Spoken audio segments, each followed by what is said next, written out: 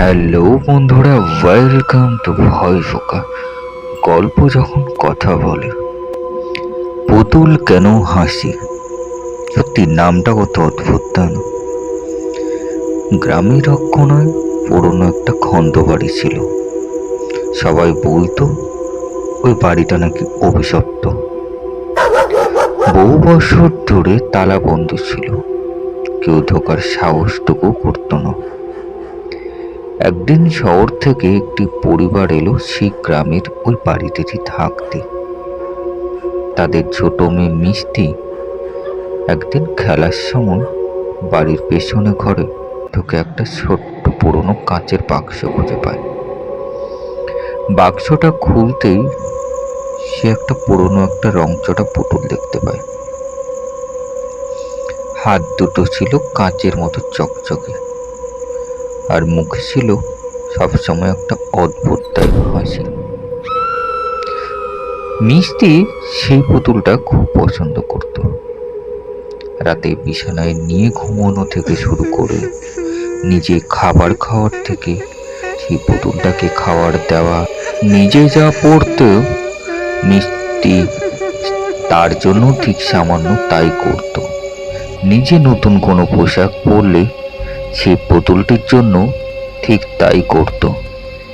নিজের সমস্ত পছন্দ অপছন্দগুলো সে তার পুতুলটার সাথেই শেয়ার করত।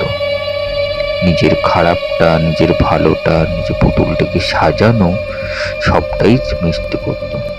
কিন্তু তারপর থেকেই শুরু হলো সেই আজব ঘটনা। প্রথম রাতে ওরা শুনল কার যেন হাসির আওয়াজ আসছে ঘরের কোণ থেকে। মা বাবা ভেবেছিল মিষ্টির হয়তো সেসবটা পুরোটাই কল্পনা। কিন্তু পরের দিন সকালে দেখা গেল পুতুলটি আর বিছানাতে নেই। প্রায় পুরো বাড়ি একটা থমকে যাওয়ার মতনই অবস্থা। সে বসে আছে দরজার ঠিক একটি পাশে।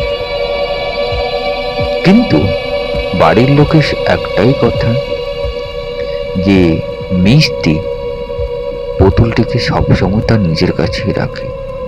কিন্তু সকাল হতেই পুতুলটি বিছানাতে নেই। পুতুলটি একটি দরজার ঠিক পাশে বসে আছে। রাতে মিষ্টি ঘুমের মধ্যে বলেছিল, পুতুলটা আমার গল্প বলে, কিন্তু ও বলে কাউকে বললে আমার নাকি গলা কেটে দেবে। তারপর এক রাতে মা ঘুম থেকে উঠে দেখলো মিষ্টির বিছানায় কেউ। খুঁজতে খুঁজতে সে গেল পেছনের ঘরে। দেখে মাটিতে লাল রঙের দাগ, আর কোড়ায় বসে আছে সেই পুতুল হাতে নিয়ে। পুতুলটির হাতে একটা ছুরি, আর মুখে আগের চেয়ে একটু বড় হাসি।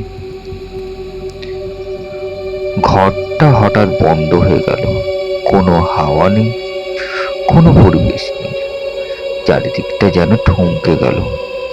হঠাৎ করে কেমন জানি পায়ের তলায় মাটি হঠাৎ করে যেন সরে যেতে লাগলো।